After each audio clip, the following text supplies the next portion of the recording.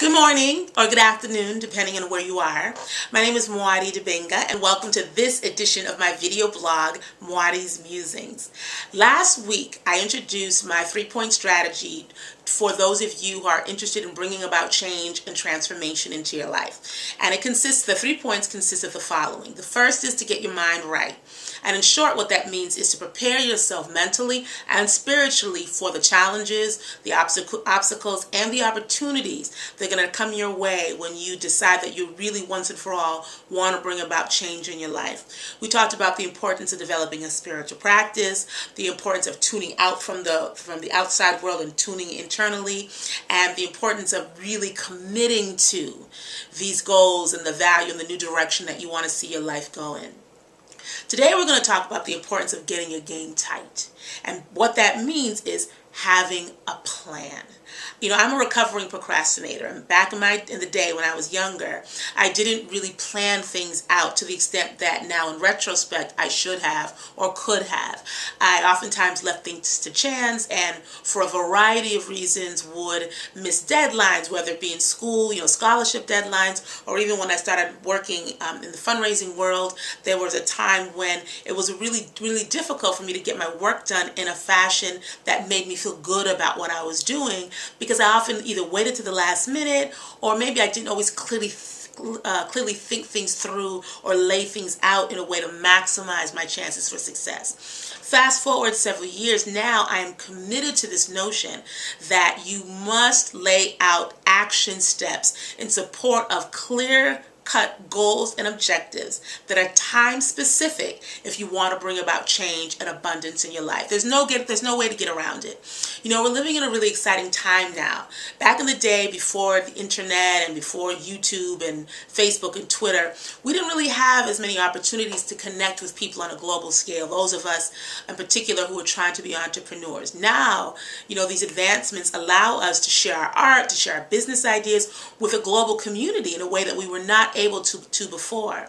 The flip side to that, though, is that these technologies also bring about great opportunities for distraction.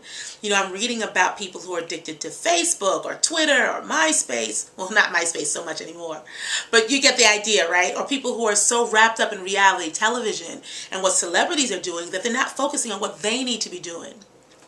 When you have a blueprint, when you write out what those things are that are important to you, it creates for you a roadmap that allows you to see when you're off track, when you're on track, when you need to shift things, when you need to shift away from people to get what it is that you want out of life. I think about blueprints, I think about life maps in the same way that maybe a sailor would think about a lighthouse. A lighthouse is something, it's a safe harbor in a sea. That little light lets a sailor know whether or not he or she is headed in the right direction. It's an indicator for that sailor as to whether or not he or she needs to shift what they're doing, shift how they're steering the boat in order to make it to that particular point as quickly and as efficiently as possible. Same holds true in life. If you're trying to lose weight, for example, it's in your interest to write down, what are my goals? How much weight do I want to lose?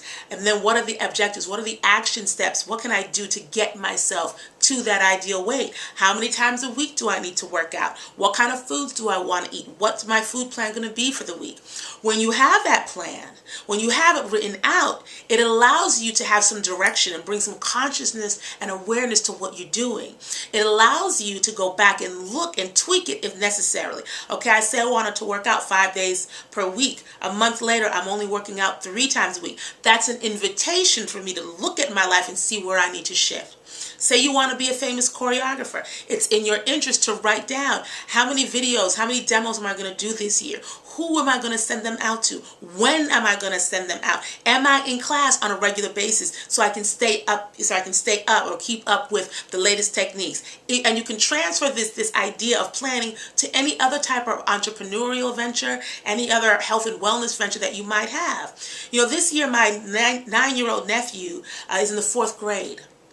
And he came to me and told me that it was his goal to get on the principals list this year, which means that he's going to get straight A's. Not only did he tell me about this goal, he told all of his teachers, he told some of my other siblings, his other aunts and uncles, and every day I hear him talking about different things that he's going to do to make sure that he maximizes his chances of getting on this principals list. That's what we mean by getting your game tight. Laying out the steps that you are going to take to bring into focus, to bring to you those things that you want to have. In essence, I'm asking you to be what my cousin calls a power player, meaning that you're going to do those things today. You're going to write those things out today that other people will not do, so that you will have tomorrow those things, right, that other people are not going to have. But you can't sort of just sleepwalk and throw the dice and think that things are just going to work out for you. Yes, in the grand scheme of things, things always work out in our favor, but you can conspire with the universe to make sure that things work out for you by having a plan, writing it out, and being consistent. The universe is not going to give you a hookup. Right? And by that, I mean that you're not just going to sit around and things are just going to naturally fall into your lap. You have to do the work. And in order to do that work efficiently, in order to maximize the chances that the work that you're doing is going to have the result that you want, you have to have an outline. You have to have a plan. You have to think things through. And you have to go back to that plan and tweak it and fine-tune it as necessary to bring about those changes. So what I want you to do, last week I challenged you. I said 7 days I wanted you to get up, meditate, do something to develop a spiritual practice. This week what I want you to do for the next 7 days, I want you to get up and identify 3 things every day that you can do to advance your goals. 3 steps that you can take every single day. Maybe it's making a phone call. Maybe it's sending out my videotape one more time. Maybe I'm going to run an extra mile at the gym. 3 things that you can do every day to bring about transformation, to bring about that change. When you do that on a consistent basis, you start to build forward momentum that hurls you towards your goals with a kind of speed and velocity that was unimagined to you before. But you have to take the time to plan. Write it out. Spend time every day with yourself. Bring laser beam focus and attention to those things that you want to achieve. Write them down every day. Refer back to your list. Find where you were strong. Find where you need to change things up a little bit every day. And you will see 30 days from now, if you keep it up, you will be surprised and amazed by what you've been able to bring into your life. Get your game tight. Do not leave your life up to chance. It's your life. Nobody else is responsible for bringing you up, for bringing out what is already within you. And in order for you to do that, you have to write it down. You have to visualize it. Have a vision for who you are and clear-cut steps that you can take on a daily basis to bring you closer to that vision. And I promise you, it will come to pass. I hope you'll join me next week. We're going to talk about the 3rd pillar, which is to watch your crew. And then I'm going to give you some real key steps that you can take to continue this work even beyond watching these videos. So have a great week this week.